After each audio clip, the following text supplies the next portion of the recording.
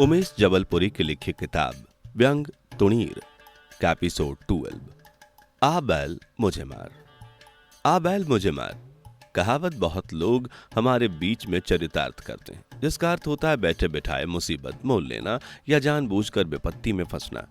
ऐसे लोगों की हमारे बीच में कमी नहीं है जो जानबूझकर विपत्तियों को बढ़ावा देते हैं। ये बात सोचने की है कि कोई मनुष्य बैल जैसे भी जीव से क्यों बोलेगा कि आ भाई मुझे मार। लेकिन इस दुनिया में दया, धर्म, स्वार्थ, लोभ, परोपकार आदि अच्छाइयां व बुराइयां मौजूद हैं, जिनके कारण लोगों को आ बैल मुझे मार वाला काम करना पड़ जाता है। यहाँ पर बैल मुसीबत, जोखिम, विपत्ति, हानि, उधारी आदि का घोतक है। भगवान शंकर का वाहन बैल बड़ा सीधा साधा, मस्त मौला और हट्टा कट्टा जीव है। लेकिन अगर जानबूझकर उसे छेड़ें, बार बार उसके सामने लाल कपड़ा पहनकर जाएं, उसके गुस्से को भड़काएं, तो वह हमें बुरी तरह से खदेड़ देता है। आम जीवन में इस तरह के अनुभवों को लेकर आ बैल मुझे मार उक्ति का जन्म हुआ, जिसके हम प्रायः शिकार होते रहते हैं। अब आप लोग अपने लोकतांत्रिक भारत देश की जनता को ही देखिए। लोग बड़े शौक से नेता चुनते हैं और अपना अमूल्य वोट देते हैं। जब काम का वक्त आता है तब नेताजी नदारद रहते हैं। अब आप ही सोचिए, आ बैल मुझे मार वाली कहावत हुई या नहीं। कई लोग की आदत होगी कि वह जानबूझकर मुसीबत में फंसते हैं। अब आप मुझे ही देखिए, एक दिन जबरदस्ती पड़ोसी की स्कूटर सुधारने बैठ गया। दिन भर भूखा प्यासा स्कूटर सुधारता रहा। स्कूटर तो सुधरी नहीं, ऊपर से पड़ोसी का यह ताना जरूर सुनने को मिला कि आपने अच्छी भली स्कूटर खराब कर दी।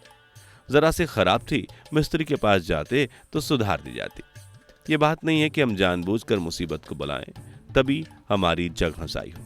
कई बार जब हम अपनी विद्वता झाड़ने लगते हैं तब भी आ बैल मुझे मार कहावत के शिकार हो जाते हैं। अब आप अंग्रेजी साहित्य में एमए किए मेरे मित्र को देखिए। एक बार वह अपनी विद्वता जतलाने कुछ कम पढ़े लिखे युवकों के साथ अंग्रेजी शब्द के हिंदी अर्थ पूछने लगा।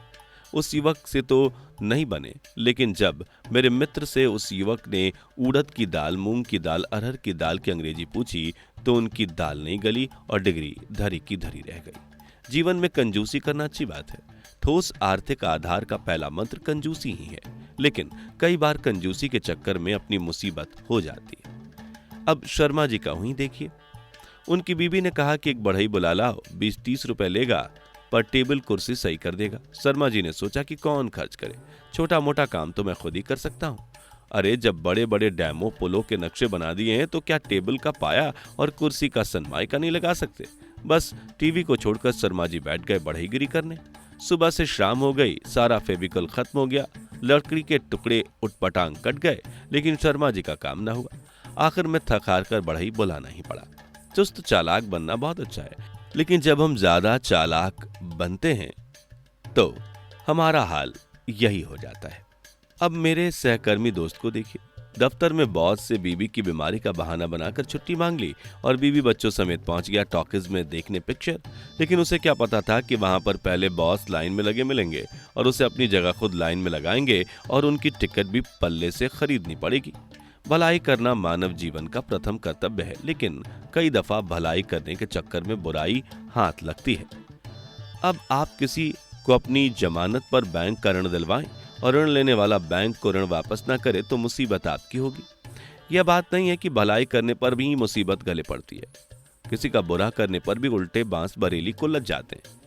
किसी के प्रति दया दर्शाना, परोपकार करना, गलती को माफ करना सद्व्यवहार है, लेकिन कई बार इसी दया धर्म के चक्कर में अपनी खाट खड़ी हो जाती है। अब आप देश के उग्रवादियों को देखिए। सरकार ने कई बार उनको पकड़ा, जेल में बंद किया, माफी मांगने पर छोड़ दिया, लेकिन जब जब सरकार इनके प्रति ढीली पड़ी तब तब इन्होंने सारे देश में अराजकता फैलाने की कोशिश की। पत्थर मारने से नहीं चूके। ये बात विचारणीय है कि क्या 140 करोड़ लोगों की सरकार इतनी कमजोर है कि वह इन थोड़े से आतंकवादियों पर नियंत्रण नहीं रख सकते। यह देखा गया है कि कभी कभी किसी का उपकार करने में अपनी गांठ ढीली हो जाती है। जब हम अपने किसी जान पहचान वाले को दुकानदार से सामान दिलवाएं और उसके ना चुकाने पर खुद चुकाएं, तब समझ में आता है कि उपकार करने पर मुसीबत किस प्रकार गले पड़ती है। इसी प्रकार ज्यादा होशियार बनने पर, शेखी बघारने पर, अपने मुंह मियां मिट्ठू बनने पर हम लोग आ बैल मुझे मार की उक्ति को चरितार्थ करते हैं। लेकिन अगर हम कोई काम आगे पीछे सोच समझकर करें, सावधानी पूर्वक आगे बढ़ें तो कभी मुसीबत में नहीं फंस सकते, लेकिन जल्दबाजी के कारण हम अपना काम बिगाड़ बैठते हैं और लोगों को आ बैल मुझे मार कहकर हंसने का मौका मिल जाता है। मैं नेताओं, राजनीतिक दलों के गठबंधन की बात नहीं कर रहा। वो आ बैल मुझे मार नहीं, आ मुझे सत्ता दे में शामिल है।